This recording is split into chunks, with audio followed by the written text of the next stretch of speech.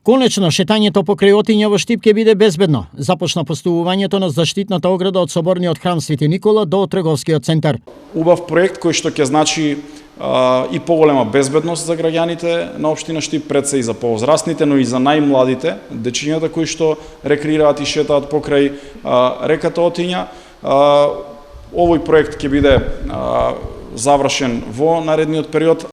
Се работи за средства доделени од страна на владата за ова ограда, дојдени после расправата во собранието од страна на еден амандман кој што беше предложен од опозицијата. Владата го прифати и јас ја поздравив веќе таа одлука. Оградата се поставува со околу 2 милиони денари од Министерството за транспорт и врски по прифатен амандман на пратеникот Никола Мицевски. Еве гледаме дека се започна со реализација на амандманот кој што јас како пратеник во Собранието на Република Македонија на последниот ребаланс на буџетот го побарав од Министерството за финансии.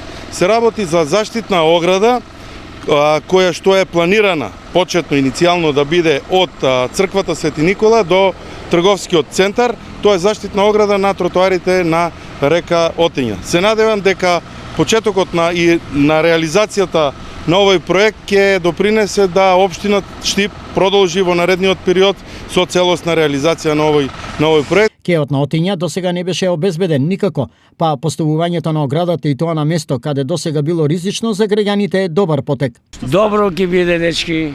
Безбедноста е супер за безбедност. Нема проблем. И за личок е за убави. Да, сега имаше скоро тука. Една кола беше паднала. Па може ке се защитат, може би, али нека пазат како возат. Тоа е од мене порака. Во секој случај добро ќе биде. Да.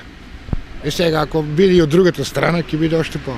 Оградата на Отиња во Штип е можеби мал, но добар пример за тоа како представници од различни политички партии треба да водат грижа првенствено за градот и граѓаните.